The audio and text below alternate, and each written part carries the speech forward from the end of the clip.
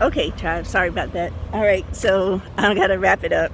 I gotta delete so much stuff from my phone, but I don't want to mess up this video. So anyway, in closing out my DMX thing, along with Luther Vandross, who I listened to today, it's like the thing with Luther, they were asking whether or not he was gay or not, and he was basically like, that's my personal business, it's none of yours.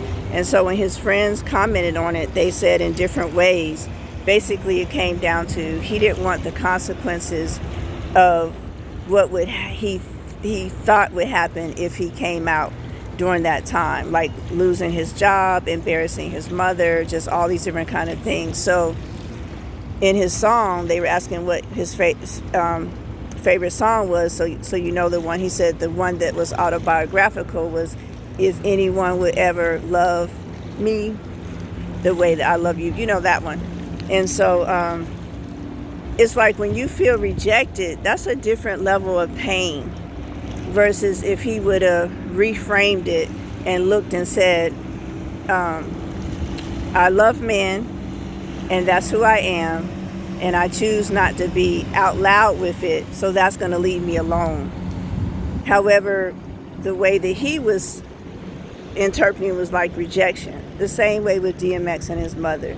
It's like, you know what, my mom, for whatever reason, this was her relationship with me for whatever reason, and I just don't know why.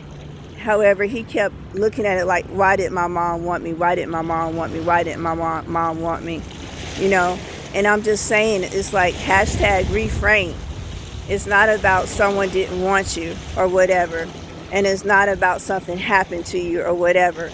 Look at the things in your life that you actually made choices with. You chose to be with that man who's now your children's father, or that woman who's now your children's father, or you chose to be at that job, and you chose to live in this state. You chose to take care of your parent. You chose. And when you choose something, if it's not right for you, then choose something else. Heal from that. Learn, not even heal from that. It's not, let me reframe, it's not healing from choices that you made. It's accepting the consequences of the choices that you made. Learn from them. Investigate yourself. Be curious about yourself. Be playful and loving and kind to yourself, and saying, Dad, why did I choose that for myself? Like, what was going on for me? What was going on that you need to eat a whole bag of chocolate chip cookies and your stomach hurt? You know, why didn't you choose to just go ahead and face whatever was coming up so that you can see why and what's going on with you? Because you know your choice isn't to be unhealthy and be overweight. That's for me. That's my journey. And so for whatever your journey is, it's like, if you can just love yourself enough to say, that was my choice, and this consequence will always go with these kind of choices. It's not rejection. It's not I'm unlovable. It's not my fault. It's not all the horrible things that I tell myself, or I deserved or didn't deserve it, or why. It's just a matter of choice. And I choose differently now. I choose because I understand. I remembered myself. I remember who I am, and I choose differently. I choose myself with no guilt, no shame, no blame, no nothing. Understanding and loving human beings as they are. They're just trying to find their way. Closing out with Prince's song, What If God Was One of Us?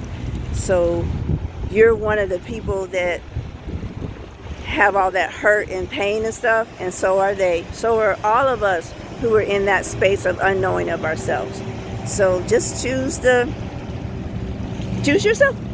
All right, wholeness. Shout out to DMX, shout out to Luther, shout out to Prince, shout out to Michael Jackson. Shout out to all those other people, Phyllis Hyman, all those other people with that level of hurt and pain.